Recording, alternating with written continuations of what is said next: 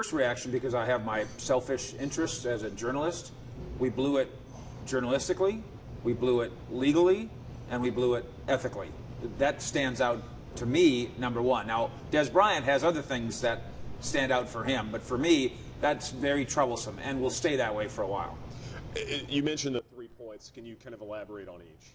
Well, we keep thinking that the burden of proof is on Dez Bryant to establish that there's a video that seems like a unicorn, and always has seemed like a unicorn to me. That's not to say that unicorns don't exist, but we kept hearing from people saying, well, I haven't seen it, but I know. Well, if you haven't seen it, you can't know.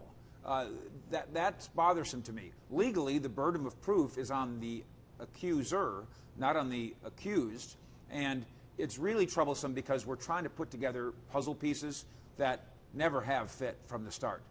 It's absolutely true that Dez Bryant, and he'll be the first to tell you this, he probably told you this, he certainly talked to me about this at great length. He is in programs to work on anger management, to try to funnel his passion. I can tell you that Dez Bryant has been involved in his life in volatile relationships, and those things are bothersome. Bothersome to him, bothersome to the Cowboys. Not so much that he's not going to get a Cowboy for Life contract here someday. He's already got an offer that the Cowboys thought he was going to sign at the end of October. That's evidence enough that the Cowboys aren't holding this over his head as some sort of threat. The Cowboys knew about the Walmart parking lot incident that happened in July of 2011. They knew about it in July of 2011.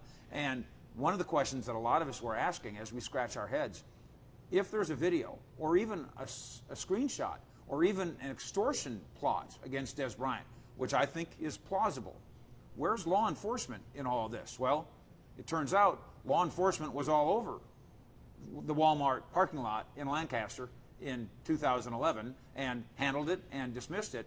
And as far as law enforcement going forward, I think one of the reasons that this whole thing's been slow to come out and be handed over to a media outlet, I'm sure we've all heard this idea that all the media outlets have seen the video or seen the screenshot. Well, I haven't. I haven't either. You haven't. So we're not all the media, but we're a couple of them. This starts to point to the idea that an alleged extortion plot, that the guy who would be, well, let's say a former buddy of Dez Bryant, who feels like he got hosed when Dez started cleaning out his life and fixing out his life. How much money is there in selling a screenshot to a minor website in exchange for going to prison for extortion? Maybe that's the reason that this case really doesn't have any traction. I think what's interesting to me is that all these details surrounding the video, and they are hazy, and there are lots of different details that have conflicted. The part that I'm still trying to figure out is, do we even know that this police report pertains to this video? Could they be talking about two different things? Is it the same thing? Where do you stand on all that? Well, someone could theorize that there's another Walmart and another video and another woman and another set of guys. But haven't we already learned that we've been irresponsible on the first one? But before we go and get off on the speculation of the third and the fourth and the 10th and the 20th, why don't we just admit our embarrassment over the first one? What do you, I know you kind of alluded to it already, but if the Cowboys already knew about this, then this is not affecting negotiations whatsoever, and Jerry Jones is being true to his word that he's not looking at these things when figuring out what Dez's future is going to be in a Cowboys uniform. Well, as I've said many times on 105.3 The Fan, when you listen to Jerry on our radio station, sometimes you're listening to Jerry Poppins. He is feeding you a spoonful of sugar to make bad medicine go down. But in the case of Jerry Jones negotiations, and I've only dealt with him and watched him and covered him for 25 years, he has only twice in 25 years negatively negotiated. That was with Emmitt Smith and Kevin Gogan. That's 20 years ago.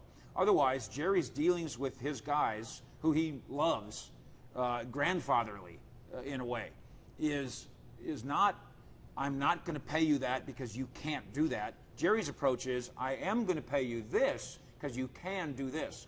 So the idea that this organization and the Jones family would spend 4 years embracing Dez Bryant and bonding with Dez Bryant and earning the trust of Dez Bryant and exchanging that trust, and now, in order to save, a couple $1 million guaranteed, would destroy that trust and destroy that player and destroy his confidence and his ego and his faith, that's illogical. That's nonsensical. That didn't happen.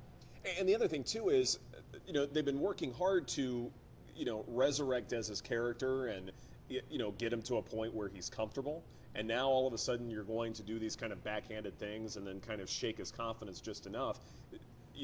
Isn't there a form of relapse, so to speak, in terms of reputation? Oh, and I think the Cowboys are well aware that Dez's passion, which can be a strength, can also be a weakness. And that's a famous quote around here by his daddy, Michael Irvin, who will say, your greatest strength is your greatest weakness. So the Cowboys and Dez work to funnel that passion and funnel that aggressiveness and all that. And to have the Cowboys have blowback from Dez because they were somehow involved in this, again, I'm not defending the Cowboys. I'm just using logic and 25 years of history on how they negotiate.